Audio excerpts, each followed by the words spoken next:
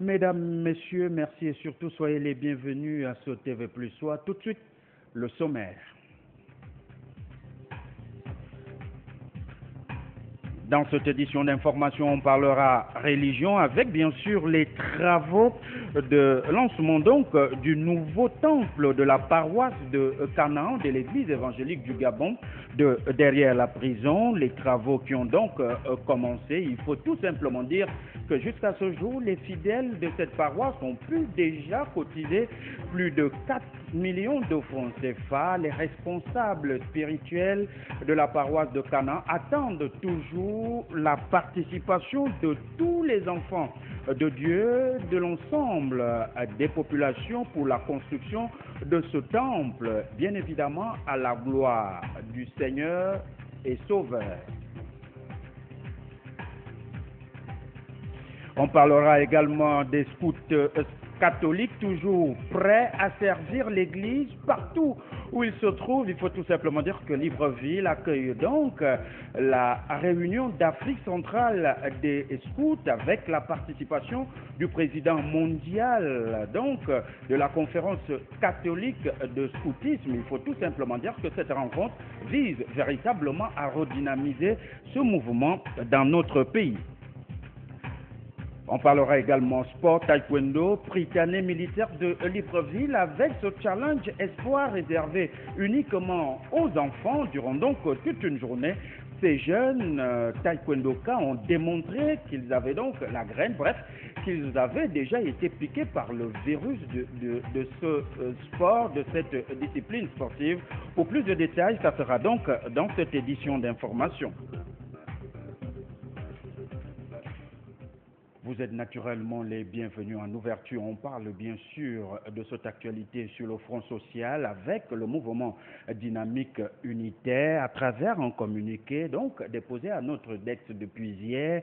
Ce mouvement syndical informe bien évidemment l'ensemble des travailleurs, retraités civils et militaires que la grève générale illimitée se poursuit sur toute l'étendue du territoire national. Ils demandent d'ailleurs à leurs membres et sympathisants d'être vigilants face aux SMS qu'ils reçoivent en complicité avec, bien sûr, certaines maisons de téléphonie mobile de la place, en complicité avec certains syndicalistes appelant à la reprise du travail. À cet effet, Dynamique Unitaire annonce la tenue d'une assemblée générale de la victoire. Ça sera donc ce lundi 16 mars 2015 à l'école publique Martine Oulabou pour le modérateur général. La présence de tous les travailleurs du Gabon est vivement souhaitée. On parle bien sûr de ce front social, cette fois-ci de la situation des retraités militaires, ceux-là qui ont pourtant servi sous le drapeau national. Il faut tout simplement dire qu'aujourd'hui, ils gagnent à peine 98 000 francs CFA par mois, une situation qui a attiré l'attention des responsables du mouvement dynamique unitaire et qui tente véritablement de faire passer ce message, le message de ces militaires retraités. Pour plus de détails et explications, Francis Obama. Les militaires retraités sont les plus mal lotis parmi les fonctionnaires qui vont à la retraite. Ceux-ci gagneraient 98 000 francs par mois seulement, une situation qui fait partie des préoccupations majeures de Dynamique Unitaire. Les retraités les plus mal lotis, ça il faut aussi le dire, ce sont les militaires. Ce sont les militaires, nous avons ici quelques éléments de ce que certains militaires gagnent comme retraite. Qu'est-ce que vous pouvez faire avec 98 000 francs par mois à Libreville ou même à l'intérieur? 98 000 francs par mois, c'est la réalité que certains vivent maintenant, mais pour ceux qui sont en service, c'est la réalité qu'ils vivront aussi bientôt si les choses ne changent pas.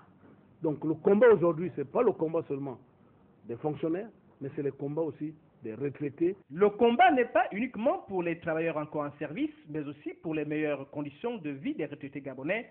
Dynamique Unitaire lance donc un appel à la bonne compréhension des hommes en uniforme pour qu'ils se lèvent pour l'amélioration de leurs conditions existentielles une fois retraités. On parle à présent de la reprise du travail annoncée par certains syndicalistes et pris donc de leurs besoins nombrilistes. Cela, avec la complicité de certaines maisons de téléphonie mobile, essaye donc de persuader les fonctionnaires gabonais à reprendre le travail dès ce lundi 16 mars 2015. Pour la coordination de Dynamique Unitaire, il n'est pas question de reprendre le travail tant que la véritable préoccupation n'aura pas trouvé de solution. D'où cette invitation à une mobilisation de tous ce lundi à l'école publique Martine Oulabou. Francis Obama. Simon Donito, le délégué général de la CONACICED, a, au cours de la conférence de presse de Dynamique Unitaire, interpellé les enseignants désireux reprendre les cours après le paiement de la PIP, PIP d'incitation à la performance, d'être réaliste et de ne pas céder aux manœuvres divisionnistes du gouvernement qui tentent le tout pour le tout à les détourner de la vision commune. Il en appelle à la solidarité de tous les enseignants, certains n'ayant d'ailleurs pas touché leur PIP. Je me suis entretenu avec eux pour leur dire que ceux qui ont eu la PIP, qui décident d'aller en classe, vont laisser ceux qui n'ont pas eu la PIP où? Dans quelle situation? Est-ce que ceux-là doivent attendre avant de retourner en classe? Si c'est ça, où est la solidarité des enseignants envers ceux qui n'ont pas eu? Si nous sommes rentrés en grève pour un objectif, nous devons lever le mouvement, nous tous, comme nous sommes entrés aussi, nous tous. Donc je leur ai posé ce problème-là.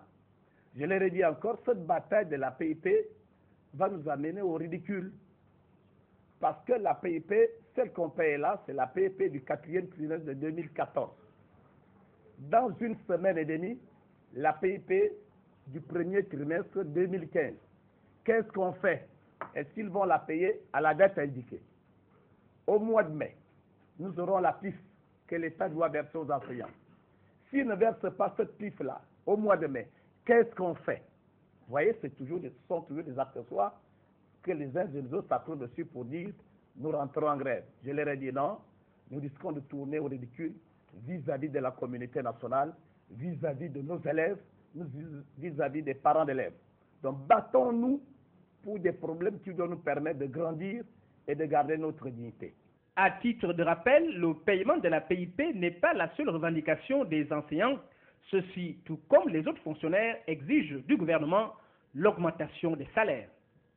Allons parler de cet anniversaire du Parti démocratique gabonais. C'était donc en début de semaine qui s'achève. C'était l'occasion pour les militants sympathisants du grand parti de masse de célébrer donc son 47e anniversaire. Une interrogation a persisté donc dans la tête de notre reporter. Comment des militants d'une grande formation politique telle que le PDG peuvent danser, chanter alors même que l'avenir de la jeunesse gabonaise est en pointillé? Un comportement qui vise tout simplement à comprendre que les problèmes existentiels ne sont pas à l'ordre du jour de cette formation politique. Pour plus de détails et explications, Francis Obama. Incroyable mais vrai, le système PDG aurait abruti plus d'une personne lors de la célébration du 47e anniversaire du PDG. Le 12 mars dernier, les femmes sont allées s'exhiber sous le soleil comme d'habitude. Celles-ci ont daigné ignorer la situation de crise actuelle observée dans le secteur éducatif où l'avenir de leur progéniture est sacrifié. Écoutons la réponse d'une mère de famille issue du Parti démocratique gabonais sur la question. On est en train de chercher la vie. Je ne travaille pas, je ne fais rien. Si on part danser au PDG, c'est qu'on va me donner quelque chose. Ça qu'on va me donner, je vais aller préparer pour mes enfants. On va encore faire comment? C'est l'émergence. À ce qui semble, c'est cela l'émergence proposée par le chef de l'exécutif gabonais. Quelle honte! Et c'est bien évidemment la politique prônée donc par cette formation politique, le Parti démocratique gabonais. Il faut tout simplement dire que le pays a des problèmes, la famille Bongo, la famille régnante aussi a des problèmes, puisque le pillage du Gabon, il faut le dire, par cette famille régnante depuis près de 5 décennies et aujourd'hui mis au grand jour à travers des révélations toutes aussi folles les unes que les autres. Qu'est-ce qui peut donc justifier une telle situation au moment où justement plus de 90% de la population gabonaise vit sous le seuil de pauvreté, toute chose qui pousse la société civile gabonaise à se mettre en branle. Détail, Patrick Serrano. Des révélations accablantes faisaient état de l'immense fortune de la famille régnante au Gabon, fortune amassée après près de 50 ans au pouvoir.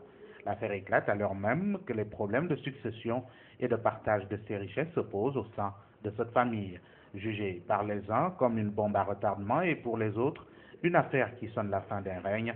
Cette situation est venue mettre à nu la gabegie, la corruption, les détournements massifs d'une famille qui aurait pu se satisfaire de par sa position du bien-être de l'ensemble des Gabonais.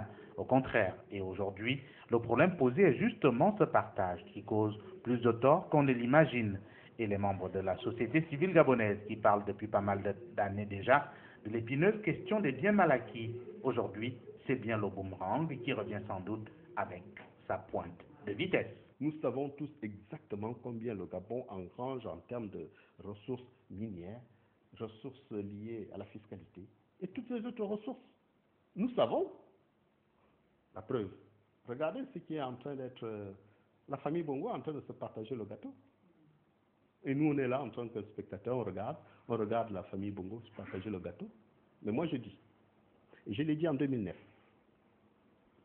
quand un journaliste d'une radio internationale, quand j'ai fait une interview, j'ai dit ceci, Ali Bongo n'était pas encore candidat, il avait l'ambition. J'ai dit, monsieur Ali Bongo, ou bien un parent à Bongo, vous ferez mieux de ne pas vous impliquer en politique, de vous consacrer à la gestion de l'héritage que votre père vous a laissé. Parce que la gestion de cet héritage est plus difficile que le petit Gabon. On parle de plusieurs milliards de francs CFA que les membres de la famille Bongo doivent se partager. Les Gabonais le savent et en ont finalement une parfaite illustration. Quoi de plus pour démontrer que les biens publics doivent revenir à tous les citoyens? Une chose reste certaine, le bout du tunnel n'est pas pour bientôt dans ces questions d'héritage pour la famille Bongo qui sont bien comme une patate chaude entre les mains d'un enfant et ça pourrait plutôt durer. Et pendant ce temps, dans notre pays, le gouvernement a toutes les peines véritablement pour mettre fin à la crise sociale. Depuis plusieurs mois, les négociations entre l'exécutif et les partenaires sociaux ont viré au dialogue des sourds. Une crise de confiance aujourd'hui s'est donc installée et les syndicats lassés donc des engagements non tenus du gouvernement se sont radicalisés. Au centre des débats, l'augmentation des salaires. Dans l'analyse qui va suivre, la rédaction de TV+, vous explique pourquoi le SMIC ne sera pas augmenté au Gabon. Pour être objective, l'analyse des revendications des syndicats de l'administration publique doit tenir compte d'éléments de contexte sans lesquels il n'est pas possible d'apprécier leur bien fondé. Le barème de calcul des salaires des agents publics se base sur 3 éléments principaux, à savoir l'indice et le point d'indice valeur indiciaire. Le salaire minimum interprofessionnel garanti SMIC, la catégorie de classement de l'agent public. Par décret numéro 855-PR-MTE du 9 novembre 2006, le SMIC en République gabonaise a été fixé à 80 000 francs CFA par mois et la semaine de travail hebdomadaire a été fixée à 48 heures. En dépit des règles en usage dans les pays développés, le Gabon a choisi de ne pas indexer l'augmentation du salaire minimum sur l'inflation. Une telle corrélation entre le SMIC et l'indice des prix à la consommation aurait favorisé une légère augmentation des salaires chaque année entre 1 et 3% qui n'était pas de nature à perturber les équilibres macroéconomiques. En choisissant un SMIC inamovible et fixé sur la seule base d'une décision politique, les autorités gabonaises ont fait le choix de l'inertie. Ainsi, avant la réévaluation du SMIC de novembre 2006, celui-ci est resté bloqué à 44 000 francs CFA pendant plus de 30 ans. au point où le pouvoir d'achat induit par le SMIC était devenu dérisoire par rapport à la cherté de la vie. Avec un salaire minimum à 80 000 francs CFA, il n'est plus possible de vivre décemment au Gabon, dont Libreville, la capitale, est réputée pour être l'une des villes les plus chères d'Afrique. Par ailleurs, l'effet de rattrapage né du gel du SMIC depuis 2006 doit nécessairement conduire à sa revalorisation. L'analyse de la revendication d'augmentation du SMIC transmise au gouvernement par les syndicats fait ressortir une demande libellée ainsi. Augmentation du SMIC de 80 000 francs CFA à 150 000 francs CFA minimum et à 300 000 francs CFA maximum. Ce seul libellé démontre que la revendication ne porte pas sur 300 000 francs CFA qui est maximum, mais sur un SMIC augmenté à 150 000 francs CFA. Tel que formulé, ce libellé constitue ce qu'il convient d'appeler un prétexte à discussion de nature à servir de base au démarrage de la négociation. Dans tous les cas, en l'état actuel de la situation des finances publiques au Gabon, le SMIC ne pourra pas être augmenté à 300 000 francs CFA et le niveau de 150 000 francs CFA sera difficile à atteindre. En effet, et quoi qu'en dise le gouvernement, le Gabon rencontre d'énormes tensions de trésorerie. En raison de la baisse de moitié des prix du pétrole, le Gabon va perdre sur la seule année 2015 plus de 400 milliards de recettes budgétaires non compensées. Par ailleurs, manquant de résultats sur le terrain économique, le gouvernement a tenté de s'acheter la paix sociale par des promesses sans s'assurer que le pays disposait de suffisamment de ressources pour les assumer. Ainsi, en 2013, à la surprise générale et sans consultation, le président Ali Bongo Ondimba a décidé de généraliser à l'ensemble des fonctionnaires une prime jusque-là reversée aux seules régies financières.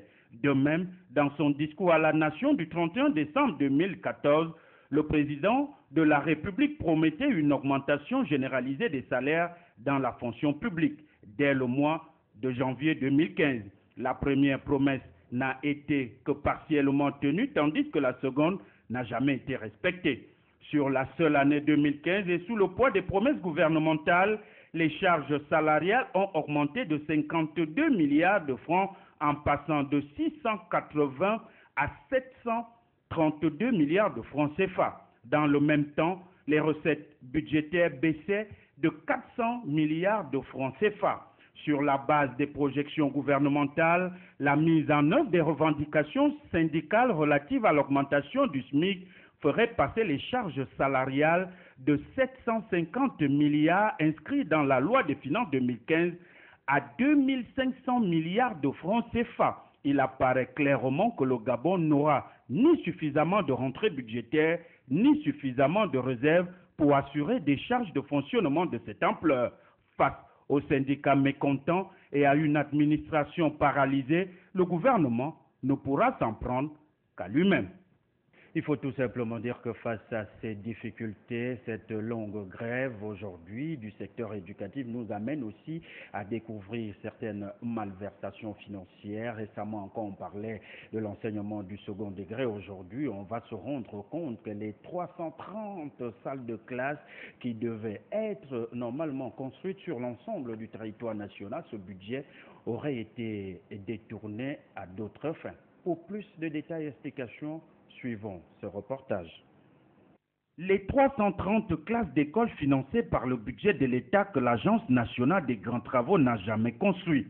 À la faveur de la loi des finances 2013, le législateur a inscrit une dotation budgétaire de 9,86 milliards de francs CFA destinée d'une part à la construction, à la rénovation et l'équipement d'établissements secondaires du premier degré, d'autre part à la mise en place de la carte scolaire.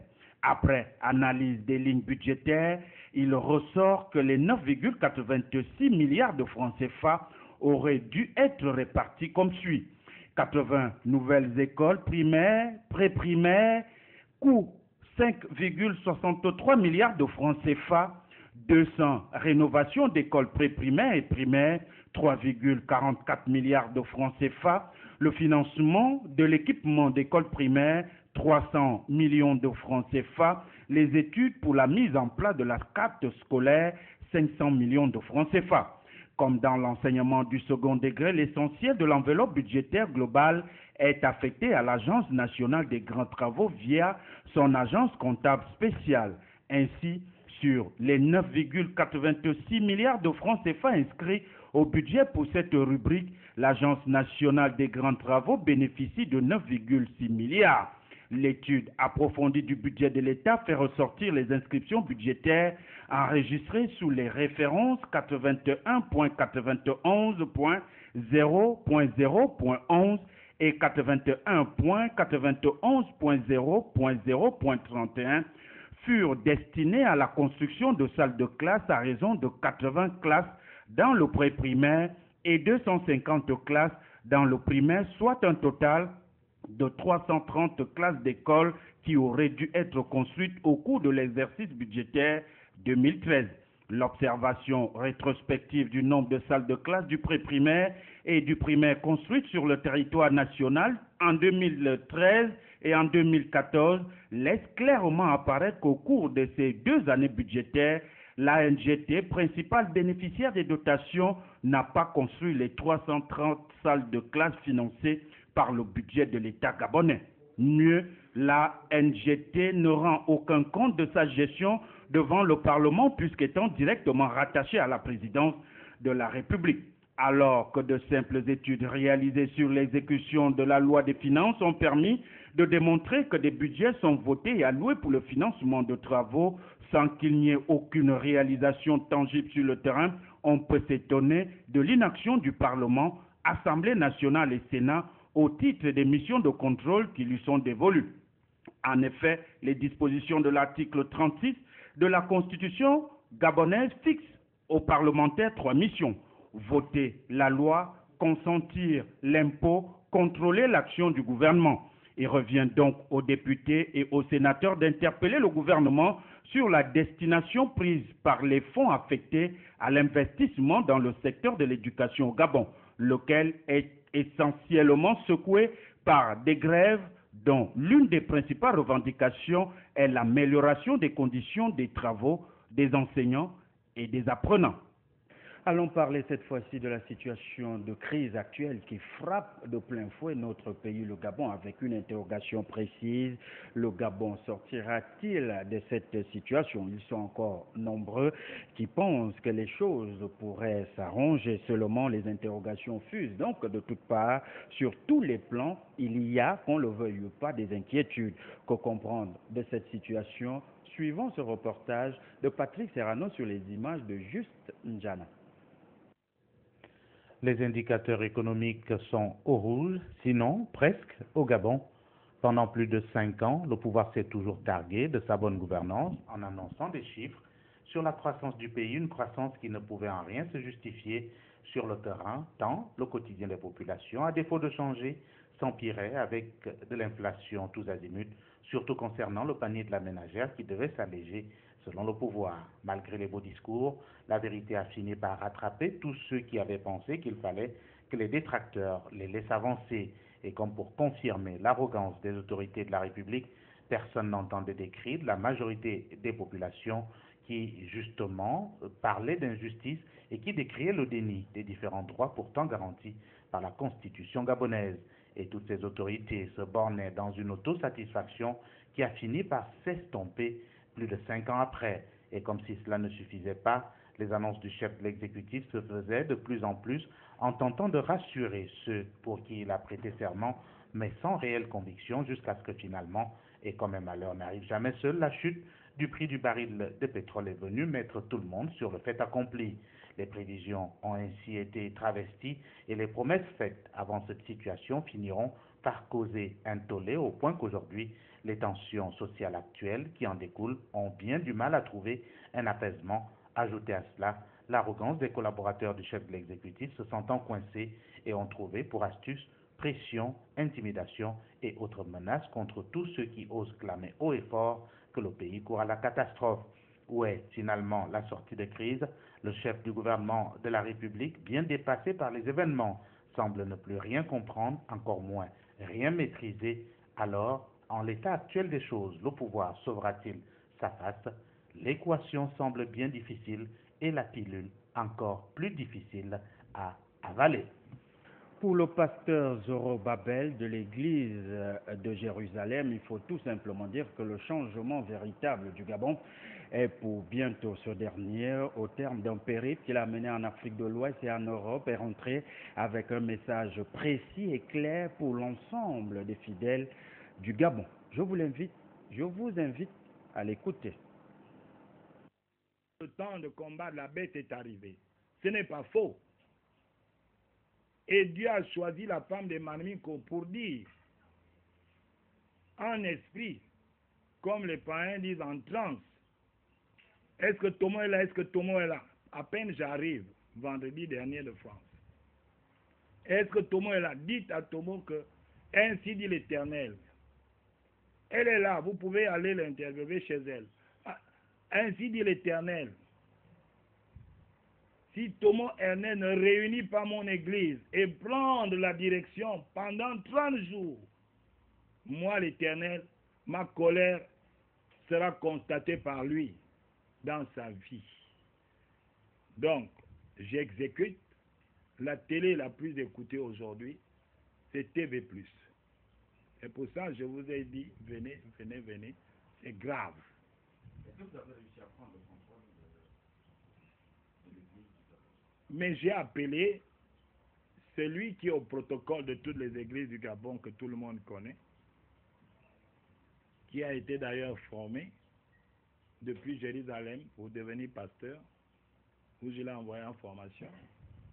Je lui ai remis, il a fait 200 billets d'invitation. Il a distribué les 200 billets d'invitation avec une voiture, invitant tous les pasteurs de Libreville, et catholiques comme protestants. Il les a tous invités pour qu'on se retrouve au cercle sportif de Lumi jeudi dernier.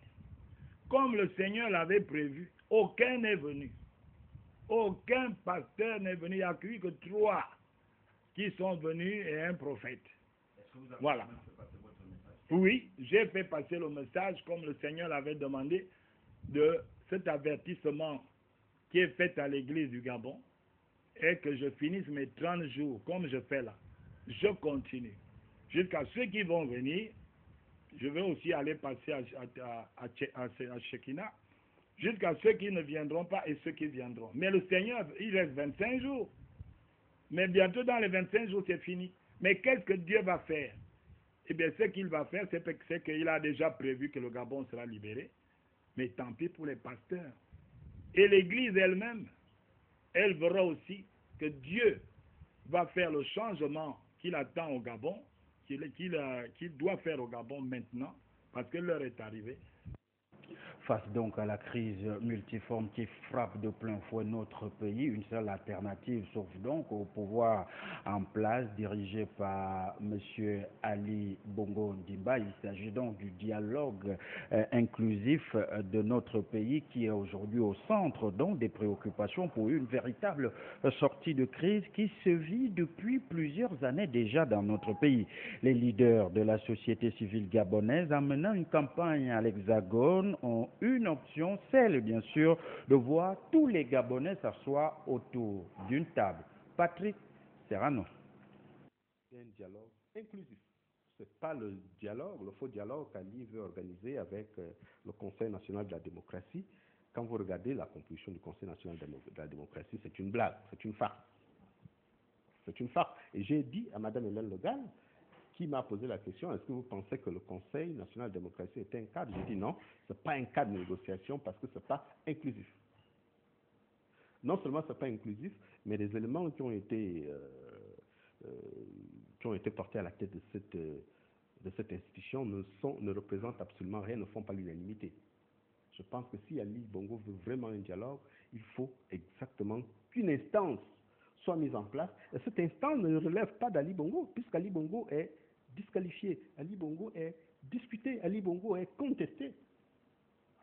S'il veut vraiment un réel dialogue, la mise en place d'une structure nécessite que toutes les composantes, toutes les parties prenantes s'accordent sur, les éléments qui portent une telle institution. De deux, la nature de ce cadre de négociation. Ça, c'est de un. De deux, moi je lui ai dit, nous avons proposé que nous devons passer avant toute consultation électorale au Gabon. Je ne parle même pas de 2016.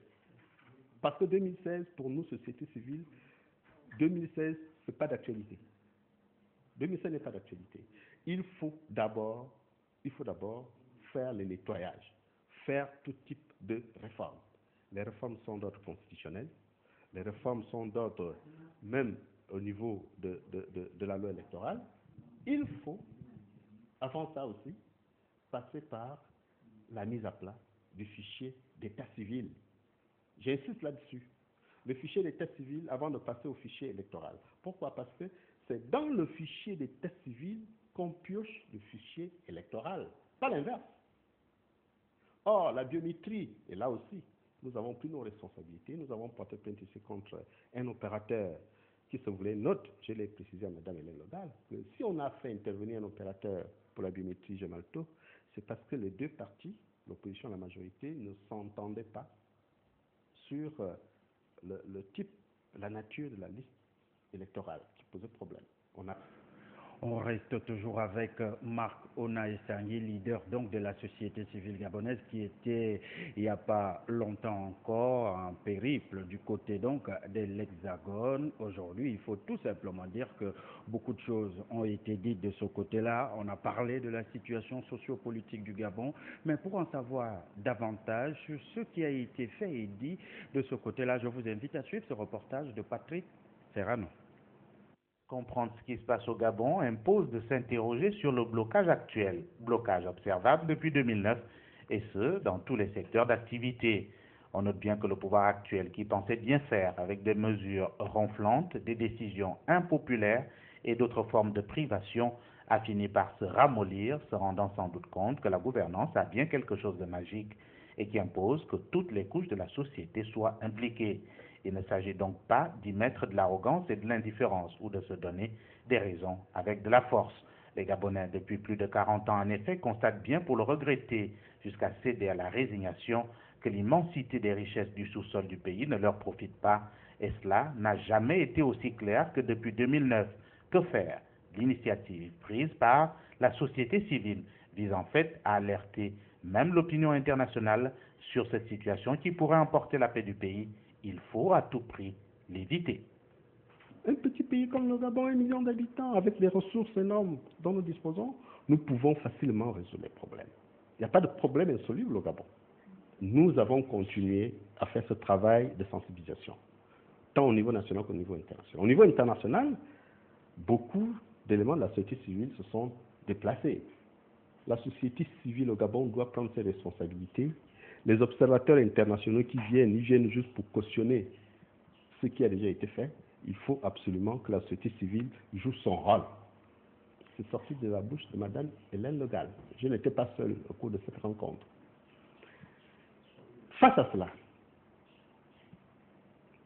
nous pensons, et ce n'est pas la France qui doit dicter ce que nous devons faire, mais c'est juste pour dire que cette haute autorité, ancienne puissance coloniale, est même mieux placée par rapport à la situation du Gabon pour dire je vous conseillerais de faire telle ou telle chose. Et ce n'est pas la France qui vient dicter ce que nous devons faire.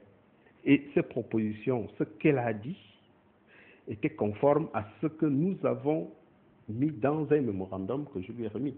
On note en somme que rien ne peut plus être comme avant au Gabon.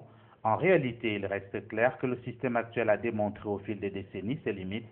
Le changer reste un impératif aujourd'hui avec la mise à plat systématique des institutions, même si du côté du pouvoir on clame la bonne marche de celle-ci. Une véritable blague qui finit par se faire savoir avec les murmures même de ceux qui, hier encore, scandaient les valeurs et les succès de l'émergence. Reconnaître un échec n'est ni une honte ou un aveu de faiblesse, mais plutôt de la grandeur. Les tenants du pouvoir actuel démontreront-ils finalement leur grandeur un jour? Ce serait véritablement une première. On parle religion dans cette édition d'information et on va bien sûr à la paroisse Canaan de l'église évangélique du Gabon de derrière la prison qui fait donc peau neuve, bientôt dotée d'un temple digne de ce nom. Il y a quelques semaines que les travaux ont été lancés par le pasteur responsable. Nos reporters s'y sont rendus ce dimanche pour voir l'évolution des dits travaux. Pour plus de détails, suivons ce reportage. Depuis quelques semaines déjà, les principaux responsables de la paroisse Canaan de l'église évangélique du Gabon, s'ils derrière la prison, ont entrepris la construction d'un nouveau temple pour adorer le Seigneur. Sur le terrain, l'on note que beaucoup a été fait certes, mais le plus gros reste encore à faire. Tout cela avec la participation de l'ensemble des fidèles. Donc, la première étape était effectivement la démolition du premier lieu de culte que vous voyez ici d'habitude et la reconstruction en semaine parce que nous avons cassé lundi et nous avons reconstruit un nouvel hangar pour que les dimanches les fidèles soient là. Donc première étape c'était la destruction et la reconstruction d'un nouvel hangar pour nous permettre de continuer avec nos cultes dominicaux de dimanche. Au-delà des cotisations, il y a effectivement une contribution physique, c'est-à-dire la main-d'œuvre, puisque nous sommes en train de... C'est une chance en quelque sorte pour la paroisse, parce que nous passons au Gabon à présent des moments difficiles au niveau de l'école, c'est-à-dire que la main-d'œuvre à travers les fouilles que vous voyez, dont les jeunes participent massivement, et puis à la démolition, c'était vraiment les jeunes sont mobilisés pour le faire. Pour le pasteur responsable, il était grand temps de lancer ce challenge malgré les maigres moyens dégagés.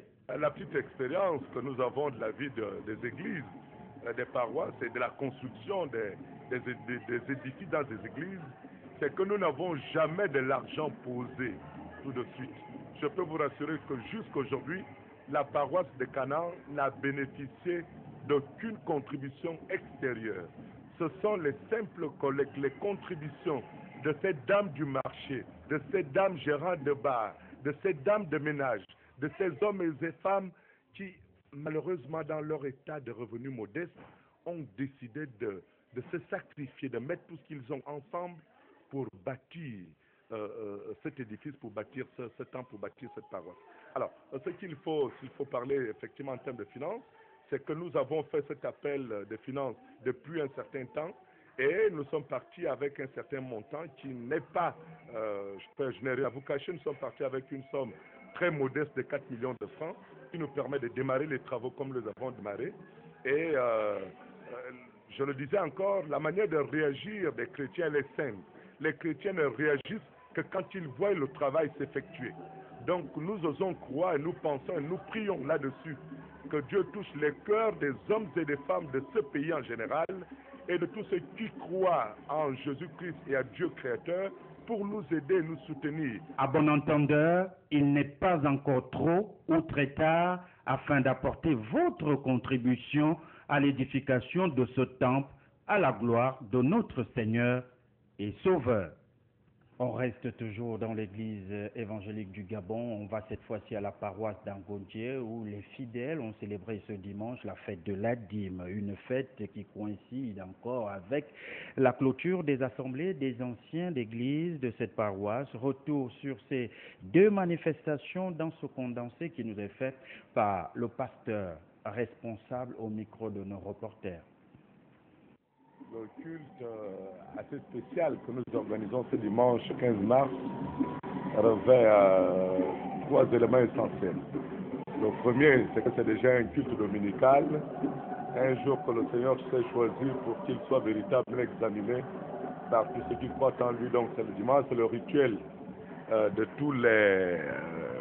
toutes les confessions religieuses, du moins celles qui sont chrétiennes, de se retrouver les dimanches. La deuxième chose, c'est que depuis 2 semaines, notre communauté, la paroisse d'Angondjé, célèbre la fête des récoltes, la fête de la dîme, qui constitue une offrande assez particulière dans la vie de la communauté. Et pour rappeler un peu le contexte, nous avons essayé d'amener notre communauté à comprendre que les Saintes Écritures déclarent que lorsque vous allez apporter une offrande à l'Éternel, et que si vous avez des choses, certainement que vous reprochez déjà avec vous-même et éventuellement avec l'environnement, avec autrui, qu'il vaut mieux d'abord aller se réconcilier avec autrui et ensuite amener l'offrande au Seigneur. C'est ce que nous avons essayé de faire avec notre communauté à travers des études, à travers des messages et à travers les prières intentionnelles sous forme regroupées et par thème que nous avons organisé dans la communauté. Ceci va se dérouler pendant les 3 semaines que nous allons célébrer la dîme. Et la troisième chose, la plus actuelle, c'est qu'au terme d'un certain nombre d'assemblées que la paroisse a eu organisées depuis le début de l'année, nous avons tenu cette semaine l'assemblée du conseil presbytéral, l'assemblée des anciens, étant entendu que le conseil presbytéral constitue l'organe directeur de notre paroisse, de toute confession, de toute paroisse de notre église. Et ce conseil presbytéral a tenu donc cette assemblée depuis vendredi jusqu'à ce dimanche. Hier, pour la petite histoire du programme, nous étions au Cap Estérias à l'occasion d'une retraite spirituelle où nous avons véritablement senti la présence du Seigneur, où des merveilles se sont déroulées dans la communauté, où, alors véritablement ce qui a été retenu, c'est que beaucoup de chrétiens sont partis avec le thème « C'est la première fois ». C'est la première fois, c'est la première fois. Alors je leur ai demandé tout simplement d'essayer de marquer tout c'est la première fois là, quelque part, pour comprendre que c'était la première fois d'organiser une retraite de cette envergure, de voir la présence du Seigneur se manifester à l'occasion d'une retraite, de voir une mobilisation sans faille de l'ensemble de la communauté et du conseil presbytéral en particulier. Bref, c'est la première fois également que nous célébrons un culte aussi important avec l'installation de l'ensemble des groupes, des œuvres, des mouvements, des bureaux, des composants de la paroisse. En gros, donc, c'est une célébration assez exceptionnelle, tout ceci pour la gloire de notre Seigneur. On va dans l'église catholique, apostolique et romaine pour parler du mouvement des scouts de cette église qui était donc en réunion ce matin à la salle du Conseil national de la jeunesse Isoba de Guégué à proximité de la paroisse Montfort de Grignon. Il était question d'évoquer les différentes thématiques qui frappent donc ce mouvement de scouts catholiques depuis quelques années déjà. Les détails dans ce reportage. Libreville accueille donc cette réunion des scouts catholiques de la sous-région d'Afrique centrale en présence du président mondial de la conférence catholique du scoutisme, occasion pour ces derniers de réfléchir sur plusieurs thématiques. Pour témoigner le fait que la conférence mondiale est tout près des activités des scouts du Gabon et de l'Afrique centrale. Aujourd'hui, il y a une réunion très importante organisée par Arthur Siaon, qui réunit les principaux organisations catholiques et les composants catholiques du scoutisme en Afrique. Et donc, je suis là pour travailler avec eux et pour préparer les futures actions, les futurs programmes. Et face donc à ces différents thèmes, l'on peut aussi s'interroger sur l'avenir de ce mouvement en Afrique. Je pense que ce que je dis, c'est que j'ai la plus grande confiance que l'Afrique devienne un acteur primaire à l'avant-garde du scoutisme mondial. Il y a une qualité magnifique de personnes, des idées, des activités. Je trouve que là où il y a une certaine crise dans des autres régions, comme en Europe ou ailleurs, l'Afrique peut apporter sa contribution d'enthousiasme, de nouvelles idées, le fait d'être tout près de grands thèmes, de grands problèmes du monde aujourd'hui peut vraiment aider ceux qui ne sont pas encore arrivés sur cette frontière. L'on se rend donc compte que pour la survie du mouvement scout catholique en Afrique et particulièrement au Gabon, il revient aux premiers responsables de ce mouvement et de l'Église catholique d'adapter le mouvement aux exigences technologiques actuelles pour qu'il ne soit pas largué demain sur son propre terrain de la popularité et du populaire. Au cours donc de ces assises de Libreville, plusieurs interrogations persistent et montent, surtout en ce qui concerne bien évidemment l'avenir et surtout quel mouvement de scouts au XXIe siècle. Reportage. Je pense que surtout en Afrique, il y a cet esprit et que ça peut aider au développement du continent. Et je pense que c'est vraiment le futur du scoutisme est lié à ce fait d'être fidèle à ses origines, dans cet esprit que vous disiez. Et le scout finalement, c'est quoi en quelque sorte, pour ceux qui ne savent pas ce que c'est? Le scout, c'est un homme, ou même une femme, qui est prête à servir les autres, à trouver de la joie dans l'éducation, en essayant de se donner aux autres, et trouve la joie de trouver son parcours et sa mission sur la Terre. À l'heure de la mondialisation, est-ce que le scoutisme va toujours être pratiqué de la même façon? Aujourd'hui, le scoutisme est la plus grande association de jeunes du monde entier. Il y a 35 millions de scouts dans le monde entier, de toutes les religions, de tous les pays, de tous les continents. Il me semble que c'est un message qui réunit l'enthousiasme des jeunes partout dans le monde entier. Et il y a un message de paix, de tolérance, de compréhension mutuelle, au-delà des religions, au-delà des nationalités, de philosophie de vie. C'est la loi scout, la promesse scout, c'est d'être fidèle à ce message que notre fondateur Baden-Powell a eu il y a 100 ans et encore actuel aujourd'hui. On parle sport. Afro-Basket 2015, c'est bien évidemment fini. Les deux équipes gabonaises, dames et hommes, autant pour moi, ont donc obtenu leur ticket à participer donc aux prochains Jeux africains qui auront lieu au Congo, mais aussi à l'Afro-Basket qui va se dérouler du côté de Tunis, en Tunisie. L'on s'interroge véritablement sur la préparation de ces deux équipes. Les moyens arriveront en ce qui concerne bien évidemment la préparation de nos athlètes à temps. Pour essayer d'en savoir davantage, nos reporters ont rencontré le ministre en charge des questions de sport, Blaise Louembé, et voici sa réponse. Nous allons assister la Fédération gabonaise de basket dans la préparation de ces deux équipes. Et je pense que nous devons prendre nos responsabilités tout en respectant l'indépendance des fédérations. Nous devons prendre nos responsabilités pour accompagner et nous assurer que la Fédération gabonaise de basket organise bien les entraînements et que toutes les forces, toutes les chances sont mises de notre côté. Nous allons prendre langue avec nos athlètes qui sont en international, qui n'ont pas pu venir, pour voir dans quelle mesure ils peuvent nous rejoindre dans ces différentes compétitions. Et je crois qu'aucune chance ne sera mise en marge pour pouvoir mettre tout ça de côté. On parle kickboxing et full contact et on va bien sûr dans l'une des salles du lycée Paul Indjenje Ngonjo de Libreville pour parler de la deuxième édition du séminaire de kickboxing et de full contact qui a donc démarré ce week-end. Occasion pour nos sportifs maison de s'interroger sur les objectifs que vise ce séminaire. Reportage. Plusieurs pratiquants de kickboxing et de full contact étaient nombreux à cette deuxième édition du séminaire de kick et de full. Occasion pour les principaux promoteurs de définir les différents objectifs que vise ce séminaire en général. Nous sommes à la deuxième édition du séminaire de kickboxing. La première édition a eu lieu l'année dernière. Éventuellement, cette édition, tout comme celle de l'année dernière, c'est pour rassembler le maximum de pratiquants de kickboxing et de full contact afin de vulgariser et de mieux promouvoir notre discipline. Et pour cette deuxième édition, seuls les pratiquants de kick et de full sont autorisés à y participer. Bon, déjà d'abord les élèves, les pratiquants, ensuite on a les membres du collectif notamment. Là, c'est une organisation qui se fait entre le Salom Sport Combat et le collectif des maîtres de kickboxing. Donc les personnes principalement indiquées, c'est d'abord les élèves que nous entraînons. Reste maintenant à juger les acquis de ce séminaire dans les tout prochains jours au travers des compétitions et autres challenges prévus ici et là par la Ligue de l'Estuaire et leur fédération de tutelle.